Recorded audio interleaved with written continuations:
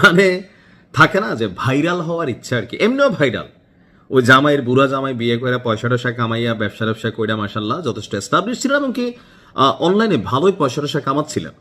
তো জামাই মারা যাওয়ার পরে আমরা দেখলাম যে 3 মাসও হয় নাই আবার আরেক বিয়ে করলেন, মাসাল্লাহ ভালো কাজই করছেন, ওদিক থেকে তিনি ভাইরাল। কিন্তু নতুন কইরা ওনার ভাইরালের কুতকুতি উঠছে, ক্যারেক্টারটা অনেকের কাছে পরিচিত। তিনি হচ্ছেন যে আপনার সোশ্যাল মিডিয়া ইনফ্লুয়েন্সার হিসাবে রুবাইয়াত ফাতিমা তনি।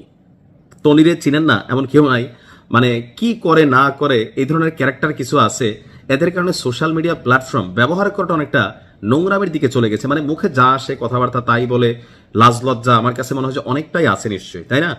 আজকে কি করছে দেখেন, জামাতের নিবন্ধন বাতিলের জন্য প্রধানমন্ত্রী তারেক রহমানের কাছে একটা চিঠি পাঠিয়েছেন এই তনি।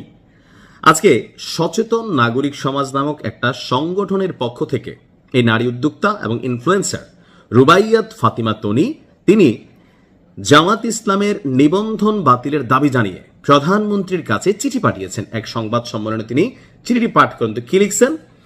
সংবাদ সম্মেলনে জানানো হয় সংগঠনটির আহ্বায়ক নীলা ইসরাফিল, ওই যে লাগা তুষার ওই আর কি, আর সদস্য সচিব হচ্ছেন রুবাইয়াত ফাতিমা তনি। তনি বলেন, বাংলাদেশ জামাত ইসলামের আমির ডাক্তার শফিকুর রহমান এবং শীর্ষ নেতারা বিভিন্ন সময় বলেছেন যে কোনো নারী দলীয় প্রধান রাষ্ট্রপতি সংস্থার প্রধান হতে পারবেন না, এই দলটির ঘোষিত নীতি। তার বক্তব্য হচ্ছে জামাতের এই অবস্থান দেশের সংবিধানের অনুচ্ছেদ 27 এবং 28 লঙ্ঘন করেছে।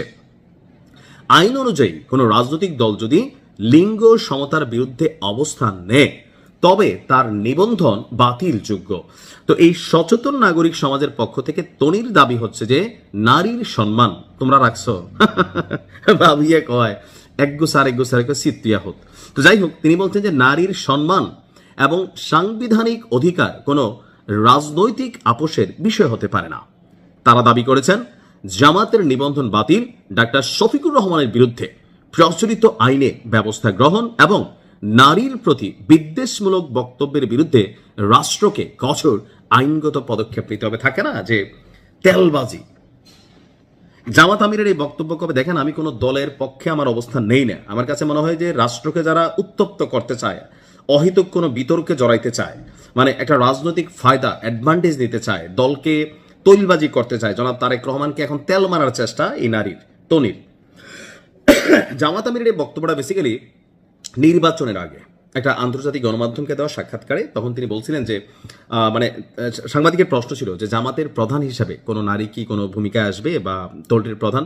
তো জামাত বলছিল যে না, তাদের দলীয় প্রধানের যে জায়গাটা সেই জায়গাটাতে আপনার নারী বা জামাত যদি ক্ষমতায় যায় তাহলে সেক্ষেত্রে প্রধানমন্ত্রী হিসেবে নারী পদ বা রাষ্ট্রপতি পদে নারী পদটা আসলে তারা এটা অ্যালাউড করবে না, এখানে তারা পুরুষ পদ চাইতেই পারে। এটা দলটির নীতিগত ইস্যু বা এখানে আসলে ওই রকমের বড় কোনো ক্যারেক্টার নাই। কিন্তু এই বিষয়টা নিয়ে নির্বাচনের এতদিন পরে যখন জামাত ক্ষমতায় যাইতে পারে নাই তখন ঝোপ বুঝে কূপ মেরে হয়তো কোনো সুবিধা অথবা এই মুহূর্তে সোশ্যাল মিডিয়ায় ভাইরাল হওয়ার ইচ্ছা এই তনির।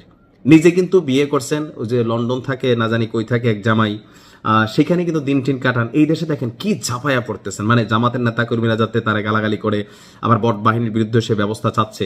তো সবকিছু মিলিয়ে একটা হাস্যকর পরিস্থিতি ছাড়া আমার কাছে আর কিছুই মনে হয় নাই। ভালো থাকুন, আসসালামু আলাইকুম।